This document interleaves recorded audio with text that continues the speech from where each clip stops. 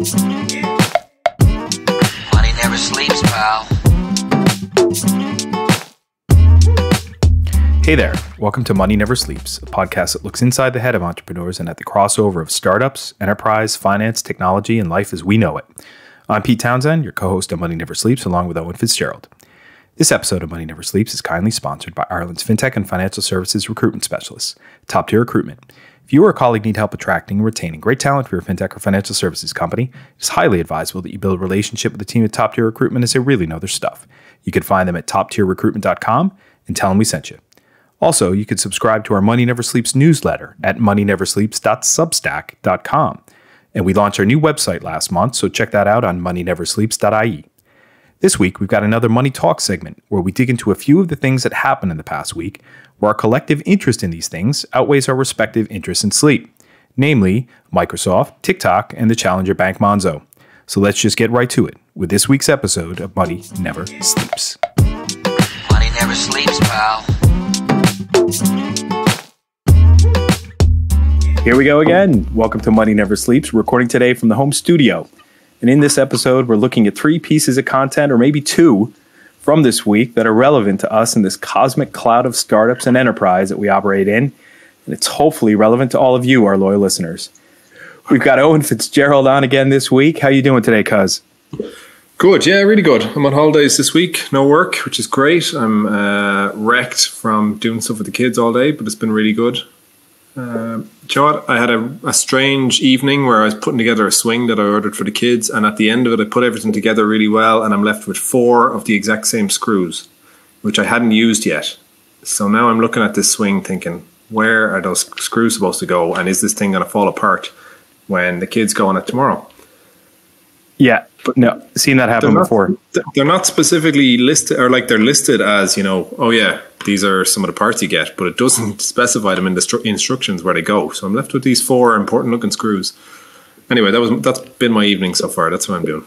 Well, what I usually do with important looking screws is I just use them as nails when I run out of nails. So there's a tip for you for free. We'll see what happens in the morning. Yeah, I had a major victory this week. We took the kids up to Antrim to the Giants Causeway, and I've been just hindered by bad knees for the last couple of months. And a major victory. Walking up the side of the cliff sits atop Giants Causeway, and no pain whatsoever. So that was a big deal. It's good. It's impressive. Yeah, I'm pretty happy about that. So let's talk business. Yeah, let's talk business. Let's talk weird and wonderful stuff. So big news this week. The biggest problem with Microsoft in the world right now is Microsoft and TikTok, it feels like. And this is just, to quote The Verge on the 4th of August, Microsoft has 6 weeks to close one of the strangest deals in tech industry history. What do you think's going on? We want to tell us tell us the scoop. I thought this was bizarre. So the US government was planning on banning TikTok, or Trump announced that he was going to ban it. And then all of a sudden there's been a rush for them to sell part of the business. And what I don't understand is why they're selling part of it, and then why there's specific parts. And then, it's even strange that Microsoft is the front runner here.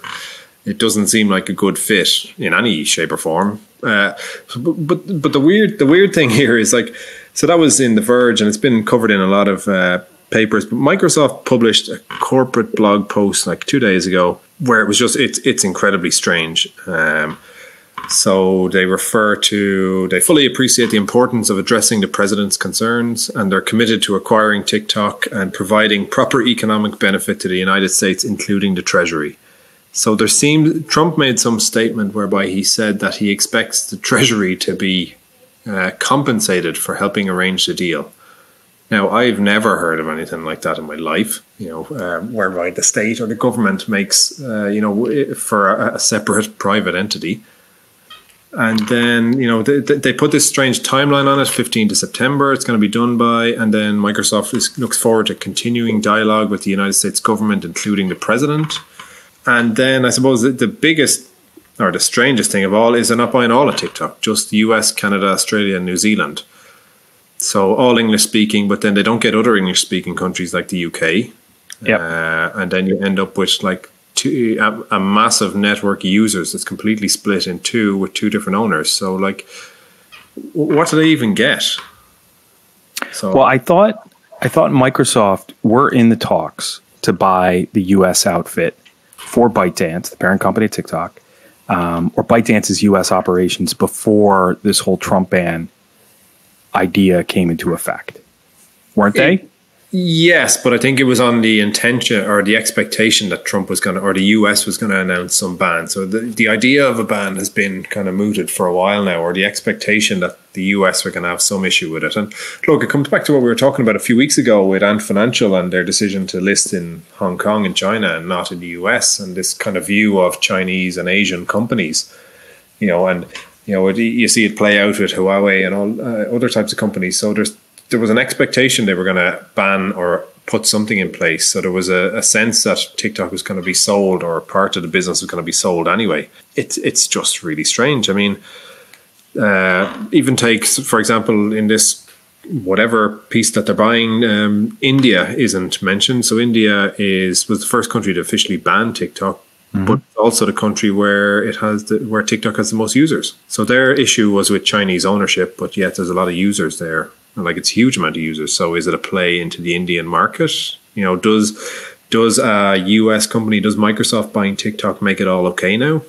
Or half of it okay? It seems kind of bizarre. Well, it feels like the rationale is that because TikTok has become so big, that if there's an opportunity for a US big player to buy into that, well, in the face of potential or this coming US ban on TikTok, well, this is really going to be the only way that you can. So is it trying to say, I was trying to think about in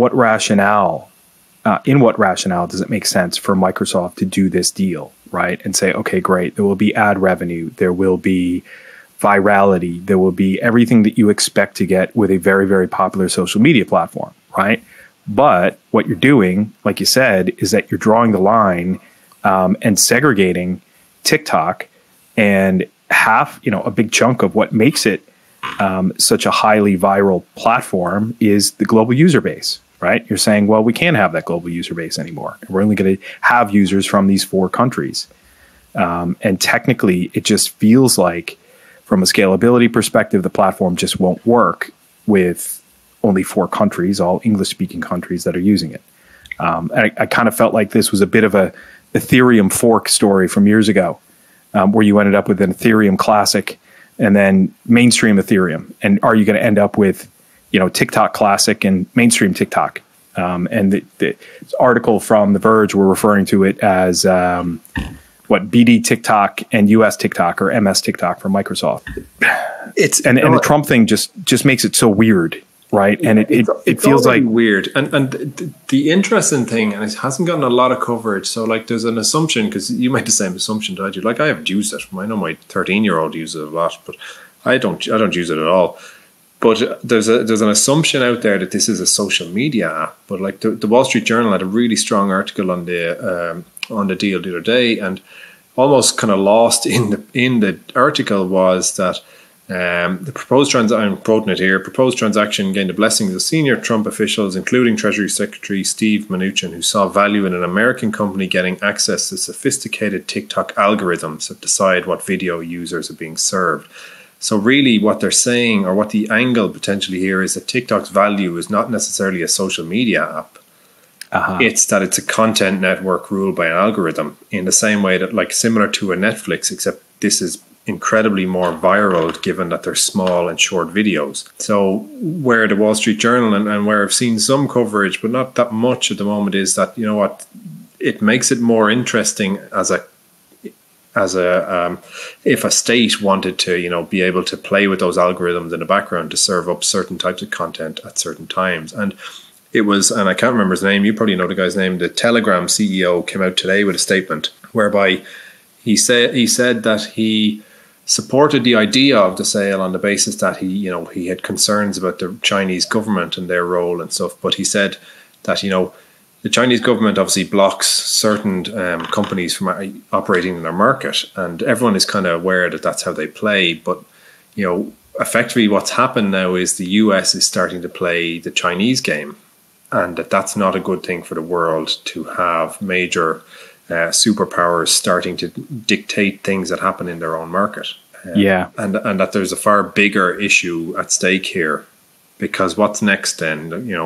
Because the reality is that a lot of the Chinese apps and stuff like that, they're heavily focused on the Asian market, and they don't necessarily spread outward beyond that. And there's a sense that, on the same basis, they don't let international or Eastern companies or technology companies into their market. But does that mean that we're going to see a kind of borders being put up, blocking access to particular apps in particular countries that outside of China, and it becomes that's just the kind of norm? That seemed to be what the Telegram CEO was kind of referring to today. And that ties into that piece around the kind of algorithms and being able to use TikTok in a way to serve up particular types of content to people, is a different angle to it being a social media play. So Microsoft just buying this for access rights. Yeah. And social media and distribution be damned. Content and, create virality. That's why it seems strange Microsoft being the acquirer here. And I mean, their statement on it seemed almost as if it was written by a government. Microsoft appreciates the government and President Trump's personal involvement and continuing dialogue. It sounds almost as if the government asked them to write it in this particular way. It seems very much like a kind of, we're both tied to this kind of project together, which seemed kind of strange. Like you would have thought it was an obvious kind of fit for a Facebook or something like that, but. Well, I mean, they're all slowly ratcheting up on the emerging tech side, or not emerging tech side, deep tech, right? In that Facebook, Microsoft, Google, Amazon all have their value propositions out to the market right now. But behind that are deep stacks of massive, incredible technology, right? And they just want to keep getting better. So someone builds something and develops something that is ingenious, they want to get a piece of it. Now, some are more forthright about it than others, i.e. Mark Zuckerberg, right? But I kind of get it now, which makes sense. But again, the Trump thing is still ridiculous, right? And the context of this is Trump saying, well, I forced the ban, so I made an opportunity in the market for Microsoft to step in and buy this. So I should get a cut of whatever TikTok gets for selling the business. And not he's saying the U.S. Treasury. And this is just ridiculous. The guy cannot separate between politics or his mission as the U.S. president and his past as a business person, right? You just can't. There's this win at all costs mentality that someone, I think it was on Twitter, said something to the effect of, and I forget who it was. I was trying to find it before, but I couldn't. But that I will no longer look at something that happens on the show Billions with Bobby Axelrod and say, wait a minute, that's not realistic, right? When it comes to doing deals and seeing how people just want to win and spite others just to get that victory and to get that win. So is Trump doing this to get back at TikTok for their user base disrupting his Tulsa rally, right? Is that the story here? And he's using the presidency to affect his revenge. Now, trying to control my venom on this and being somewhat of a traditionalist, looking at the U.S. government and looking at U.S. politics and the history of the U.S. over the last few hundred years and seeing all the wonderful things that have happened. And there's a lot of crap things that have happened too, probably in equal measure. But, can you cheapen and conflict the president's office of the United States anymore? And is it just because I'm getting old and I think it's sick and disgusting? Or is it actually, I'm sure, I know there are others who would look at it the same way, but I don't know. I've changed course on segregation of financial markets because of what digital assets can do, but I don't know. I don't think I'll be able to change on this. Everything about this deal just sounds strange. It gets announced not even a week after the four big tech companies have their antitrust hearings, but Microsoft is a notable kind of absent from that, despite the fact that they've had antitrust issues before. All of it, so was there some backroom deal agreed that, we won't refer to Microsoft in this thing because they're going to appear a week later as the White Knight and solve the kind of TikTok problem. And then, they're putting a hell of a lot of money into it. And then at the same time, there was some reference to the fact that there may need to be other investors involved. So other investors may be part of the transaction. So, from an exit point of view, what's the exit for the other investors that are still involved? And are they buying TikTok to spin it out and make it take it to IPO soon? Or do they just buy out? Are they agreeing to buy out the other investors at a future date? I don't know. The entire thing just is a bit bizarre. So it'll be interesting to see how it plays out. I was trying to tell my wife about it, and she got it, but she's like, "Why are you so surprised? This is just the normal state of affairs now." It was like, like you said a couple of weeks ago, everyone just looking at Kanye's tweet about Bitcoin and saying, "Oh, that's just Kanye having a normal crazy day." It's unusual to see Microsoft involved, and aside from anything else, they have a long history of poor acquisitions. If poor is a nice way to put it. And it's hard to see where this even fits for them. Like there's a list of companies that this makes more sense to as an acquirer, but not Microsoft.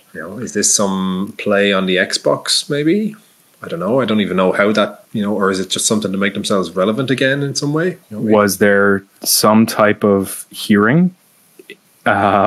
Excluded detail or story that didn't come out in Congress last week in return for Microsoft doing this. But it's like Jacob's Ladder. I don't know where you could go with this. But it's a world we live in, right? Do you know what? I wouldn't be surprised if in 6 months' time, or like 6 months after the deal, all of a sudden TikTok is shut down and they write it off or something. Or it's one of these, you look back in 12 months' time and it's been written off and it's like, oh, that didn't work out. Or when and if, and hopefully fingers crossed, Trump is not reelected, someone's going to come by and pull the blanket off and say, "Gotcha, this was all just one big joke." Yeah. That deal actually was didn't actually materialize. We didn't do anything with that. Anyway, moving on to another world, the world of what used to be called Mondo, that became Monzo years ago. Monzo are in trouble. And a few different folks have been reporting this in the last week. And I looked at 3 different stories. And basically, Monzo's new chief executive, quoting the FT, said the company was banking on new products to help it to profitability as it warned the coronavirus pandemic had threatened its ability to continue operating. The thing that came out of it, obviously, they were kind of prepping ahead of it. And that article you're talking about there was, he was saying, look, we need to do a few other things. The big kind of news out of their report was that, COVID-19 cast significant doubt on ability to continue operating or to continue as a going concern. So it shows 113.8 million sterling loss for the year.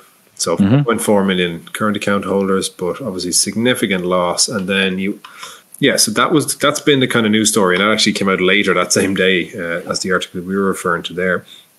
Now, I saw this, and actually a client of mine sent this to me, and I'd be interested to get your views on it. They sent this to me going, "Oh, did I see the news on Monzo?" And I was out, actually, remember I was out in the supermarket at the time, and he texted me, and I was like, "Oh God, have they gone under or something?" Because obviously we've talked before about some of the challenger kind of models that haven't worked out, and some of the ones that have been kind of wound down. And I was like, oh, that'd be a shock if Monzo was the one to go. And I was reading it thinking, oh God, this sounds really bad. But then, I kind of thought about it for a couple of days, and it's an annual report. From an auditor's point of view, that's kind of par for the course to include that kind of writing in a venture-backed business with heavy losses. Big time. So it seemed like a big kind of news story about nothing to a degree. On one hand, like it is, because that's just standard wording that will be put into certain types of businesses by an auditor. So it was kind of a story about nothing. But at the same time, like we talked about this a few weeks back when we talked about Revolut and this idea about kind of, growth at all costs. Like the bigger challenge or the bigger kind of story really here is that Monzo, I think their last funding round, they raised 60 million at a 40% discount. Yeah, it was. Like we've talked about this, them having to continue to raise money to keep themselves going. So I think that to me is the bigger issue here than, some wording in an annual report just stating the obvious. Oh, there might be an issue if they can't continue to raise money. Yeah, I mean, I guess like you said, you can take that as a warning label on any venture-backed startup, right? Yep. That if they can't continue to show, oh Jesus, like some of the metrics that are quoted are 5 to 7% growth per week when you're at a certain stage, going from seed stage, onwards, and granted, Monzo are now way beyond seed stage, and I think Series E was their last one, perhaps, but. Yeah, you need to be able to continue showing growth and you can hit targets. And well, that's why you do a down round if you still need money and you're not yet at, out of the red, as they say. I too read it and thought of accounting principles and seeing other sets of financial statements that have mentioned that before. It's really kind of just points to the whole outdatedness of generally accepted accounting principles and what you have to state, what you don't state, and that they've really gotten so far away from how businesses are run these days. And I think it was either John or Patrick Collison, a podcast that they did recently with Patrick O'Shaughnessy from Invest Like the Best, basically said, listen, the metrics that we use would never be published in financial statements because they're not required to be by GAAP. And they're not perfect, right? All of the management metrics that they need in order to run their business every day, they're not yet where they want them to be, but they're definitely far better than what they publish in the financial statements. Not in terms of, inflating numbers, but I mean, in terms of what are the actual quality metrics in terms of user economics and things like that. For these types of businesses, they're not the norm, They're being measured against their counterpart bank, they're competing banks, but they're not really that type of business. So it's trying to find the right way. Like, it's an interesting one, and I think it highlights a real problem. I think they're under pressure. They've 4.4 million current accounts. That's great, but I mean, how much money are they making on those? I wouldn't say that much. They've laid off 120 people. The salary cuts to most of the executives. Now, they did talk about that powerful new products, and they have 36,000 business account customers. They expect that to be a kind of substantial revenue stream over the next year. But to me, this really comes down to how long, COVID is going to last, and can they trade through it? Not can they trade through it? Can they raise through it? Yeah, I don't really. The Monzo brand, beyond holding up your coral orange colored card at a bar to get a pint and having someone look at that and saying, ooh, I want that card, and the virality of that, I just don't see where the brand is. I see where the Starling brand is going. I see where the Revolut brand is going. And 26 is a little bit cloudy, right? Yeah. But I can see where others are going. I just can't see it with Monzo beyond that, Gen X, Gen Y, Gen Z, infatuation with this cool brand, right? And for me to use it as an individual and that just become so compelled to then use it for other parts of my financial life, i.e. my small business, but I don't see the path. And I was surprised to read, I didn't know that they were doing this, is that their lending revenue, right? They are allowing their customers to borrow. And I think they lost something like 20 million pounds on 120 million lent out. Lovely. The corporate banking metrics, yeah. Owen, from your history. That's not good. That's not usually how it's supposed to work when you lend out money. No, it's not. So I kind of feel like they're shooting in a few different directions. Great. Yeah. You get going in the US, you try to get a banking license there. You get your business accounts going. You then try to create some premium accounts to get some revenue in that way. Was that always part of a master plan, or are they just innate, or are they just able to get by being an agile startup? For risk of calling it a cliche, they can move, they can adjust, they can pivot, they can offer new products.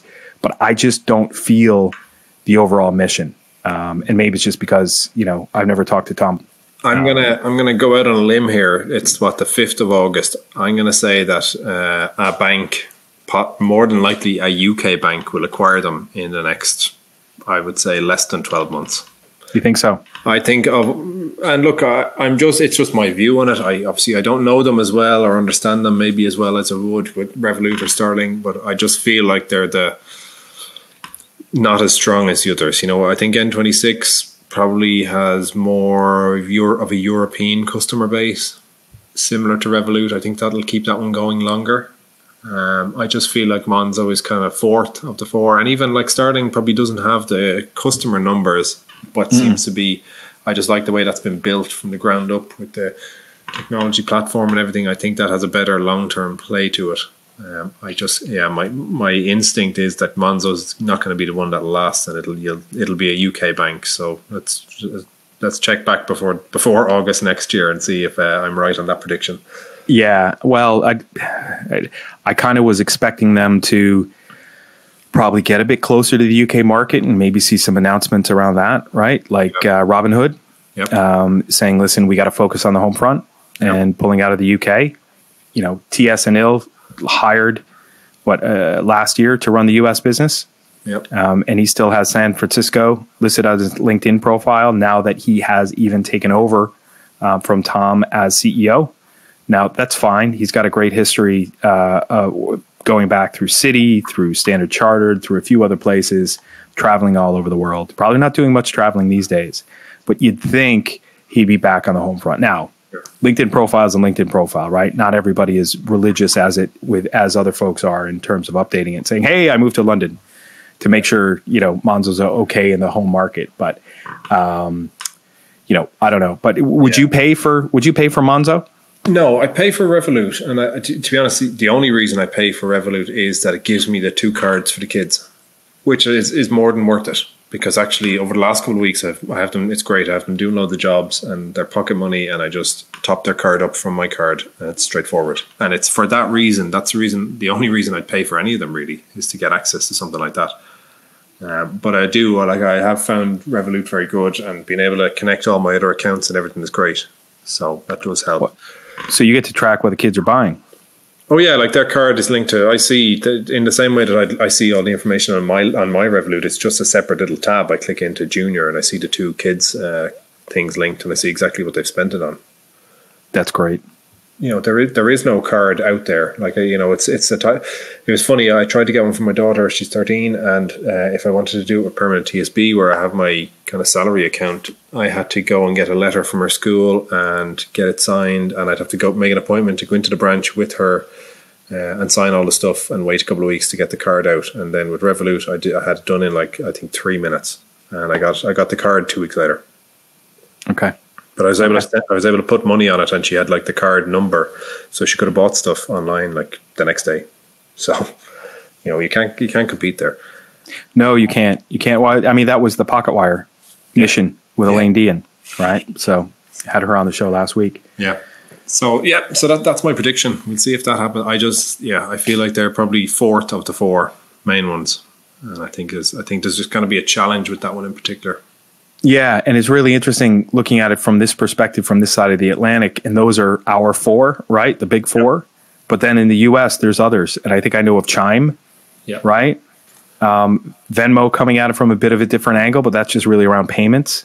Well, Square's Cash App. Square, yeah. Absolutely killing it at the moment because they were able to receive that government stimulus kind of check onto the app or onto the card itself. Like that was a kind of game changer for them. All right, and they sold a bit of Bitcoin too, didn't they?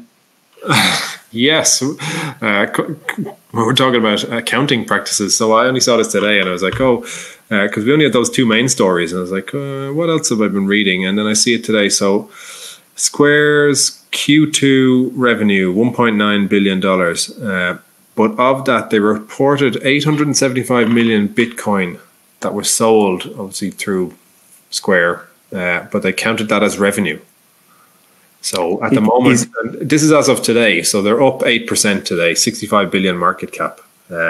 So I don't know. Is it clear that it was actually revenue and not capital gains? I've been. But you said they counted it as revenue because someone else commented on it, right? Yeah. See, I don't know the U.S. accounting rules. I do know that in Ireland, the way it's unfolded is that if you sell cryptocurrency, you need to recognize an acquisition cost for it. Say, great, if you bought in at 4,000 and you sold out at 9,000, your gain was 5,000 per Bitcoin, and you get taxed on the gain, and that's what you report as the revenue, right? or sorry, not as revenue. You report it as a capital gain.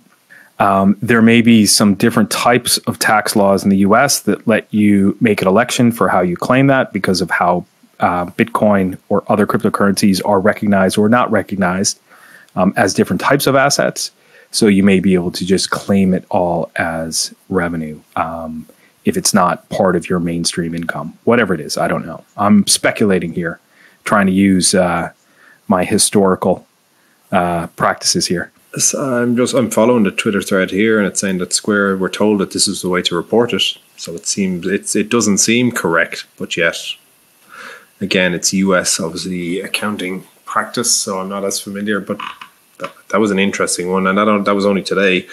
Actually, we were just talking about their Cash App. I mean, they made $281 million in gross profit for that quarter on their Cash App. So 30 million users. Like we're talking about Monzo, and it's 4 million. They have 30 million users.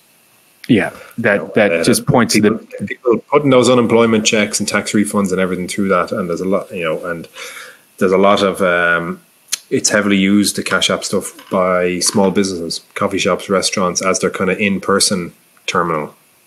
Yeah. So like they're able to control obviously that supply chain both on the customer and the business side of it. So that's an entirely different kind of model. Totally. And it just points to the completely, the size of the demographics in the U.S. market and the split of the demographics as well. It's that huge country, huge market, population crowded on either coast with a lot of wealth and a lot of technology, right? And it's just one of the biggest reasons why we keep hearing about Irish startups being lured to the U.S. It's not alluring. It's a sensible step.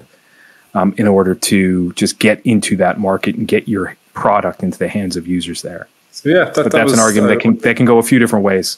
I wanted to throw that piece in at the end because it just I was only reading it there earlier on. So I thought it was an interesting one.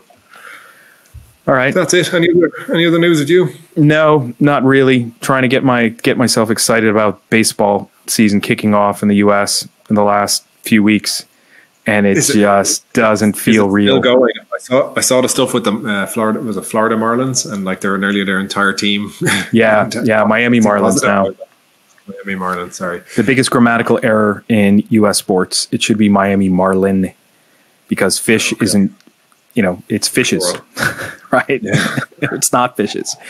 But yeah, it's just the Boston Red Sox traded away, the biggest player in a generation, Mookie Betts, for a box of peanuts, basically.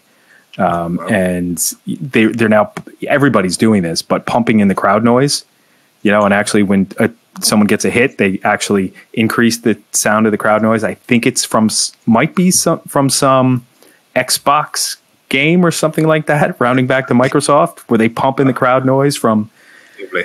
Oh man, it's just a sad state of affairs, but it's a realistic state of affairs given that there's much bigger problems going on out there in the world right now. So what are you going to do? Yeah, exactly. All right.